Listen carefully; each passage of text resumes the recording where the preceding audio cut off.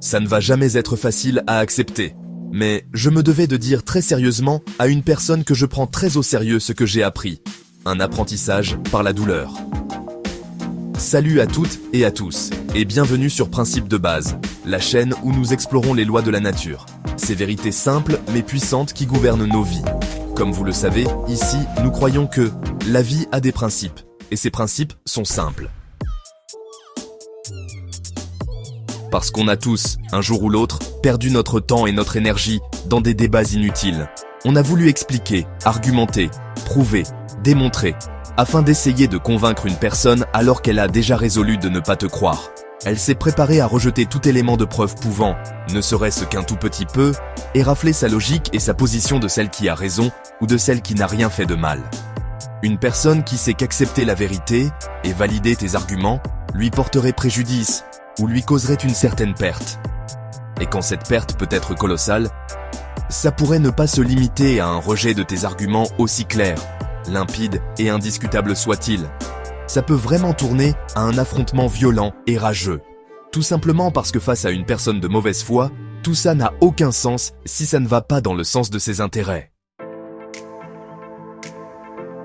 Aujourd'hui, je vais aborder ce qu'est réellement la mauvaise foi, comment la repérer, et surtout, pourquoi le silence est la meilleure arme contre elle. Tu vas comprendre d'ici la fin ce que veut dire. Le silence est d'or. Qu'est-ce que la mauvaise foi ? Le dictionnaire la définit comme une indécence caractérisée par une volonté d'affirmer un propos que l'on sait foncièrement faux ou injustifié. Premièrement, c'est indécent. Rien que ceci devrait suffire pour se lever de toute table et s'éloigner dès que la mauvaise foi prend place. C'est cruellement malhonnête, parce qu'on sait qu'une chose est fausse, mais on la clame si fort et avec ardeur, afin de la faire passer pour vraie. Alors qu'on sait que c'est faux et injustifié.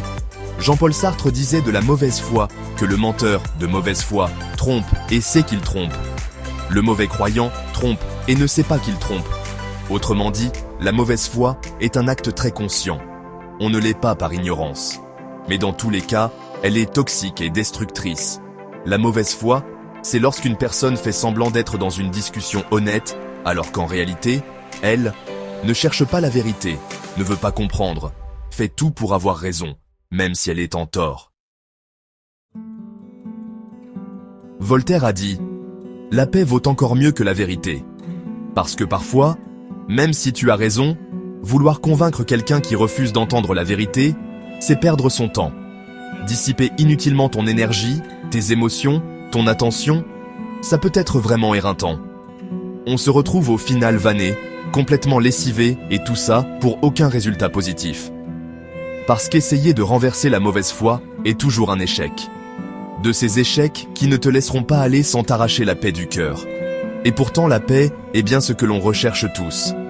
Il n'est pas question ici de la paix avec l'autre, car il y a des personnes avec qui la paix est impossible pour tant de raisons. Mais la plus répandue est ce qu'a dit Mahatma Gandhi sur la paix. La personne qui n'est pas en paix avec elle-même sera en guerre contre le monde entier.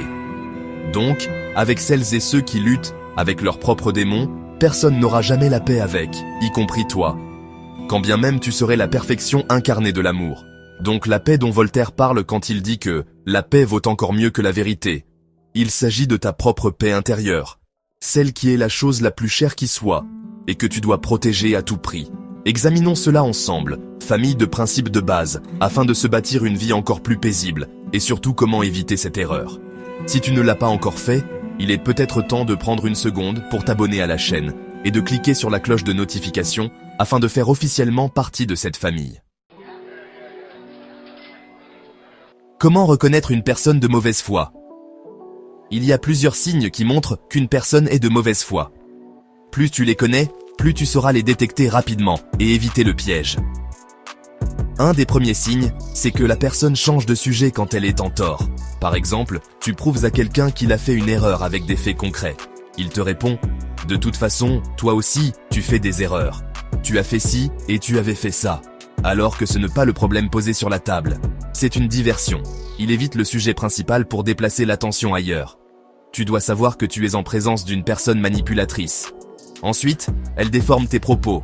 Imaginons que tu dises « Je pense que le travail acharné est plus important que le talent. » Et elle répond « Donc tu dis que le talent ne sert à rien ?»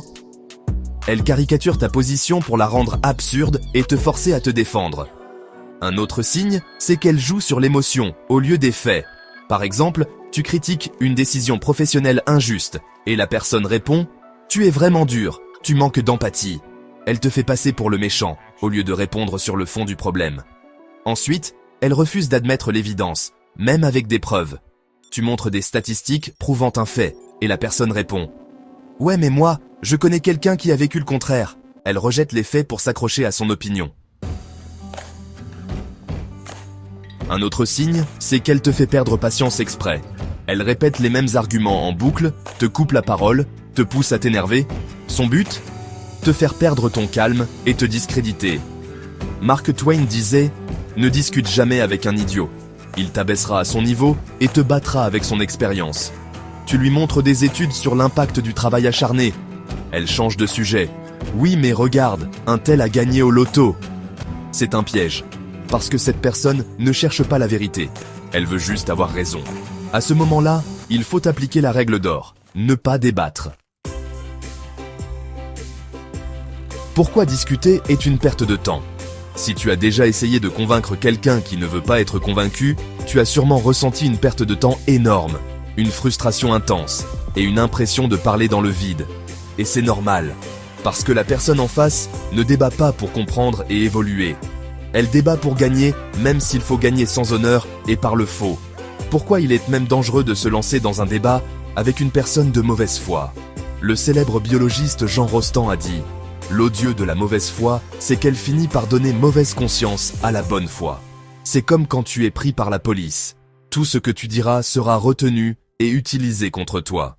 S'il arrive que tu débattes avec un collègue qui arrive toujours en retard, tu lui fais remarquer que tout le monde doit respecter les horaires. Sa réponse ? Et toi, l'autre jour, t'as pris une pause de 10 minutes de plus.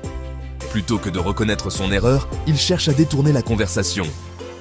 Tu peux trouver une personne en train de faire une chose identique à celle qu'elle a critiquée ou jugée négativement. Elle te répondra « c'est différent ». Parce qu'en ce qui les concerne, c'est mauvais quand ce sont les autres. Et c'est acceptable quand c'est d'elle qu'il s'agit, parce que c'est différent selon elle. Parfois, avec de bonnes intentions, tu essaies de parler à un proche qui fait des choix toxiques. Tu lui montres des faits, des conseils, des preuves, il te répond « Toi aussi, t'as déjà fait des erreurs, t'es pas mieux ».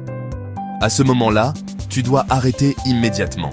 La seule réponse efficace, le silence. Il y a une arme que ces personnes ne supportent pas, ton silence.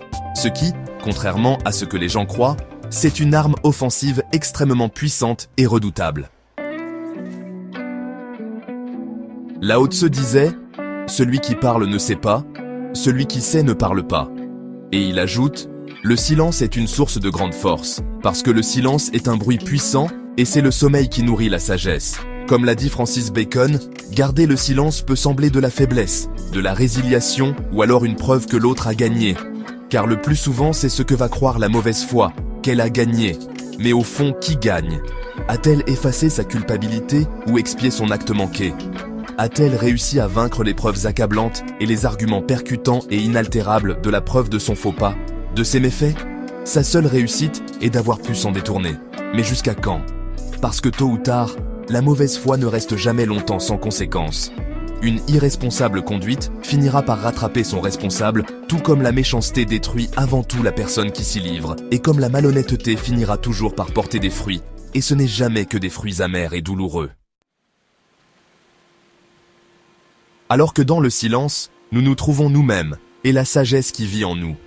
Comme dit C.S. Lewis, le silence est le véritable restaurateur de la paix. On garde le contrôle de tout, surtout de notre attention.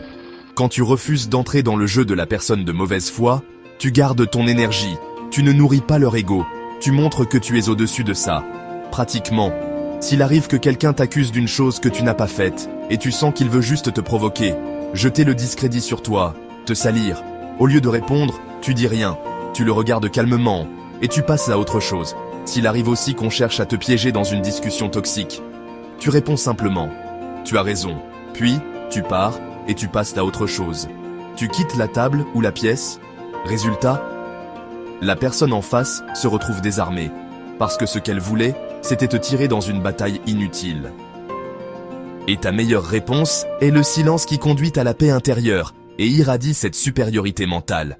Si tu veux gagner du temps, protéger ton énergie et préserver ta paix intérieure, retiens ceci. Face à la mauvaise foi, le silence est une réponse plus puissante que 1000 arguments. C'est d'ailleurs la seule qui te garantisse une absolue et indiscutable victoire sur tous les plans. Au final, n'as-tu pas mieux à faire que de gérer les turpitudes d'une personne déjà torturée par ses propres vices? Et ça, c'est un principe de base, car la vie est faite de principes, et ces principes sont simples. Alors, si cette vidéo t'a parlé, like pour soutenir le message, partage pour que d'autres évitent cette erreur, abonne-toi et active la cloche de notification pour rester connecté et avancer avec les principes de base. À très bientôt.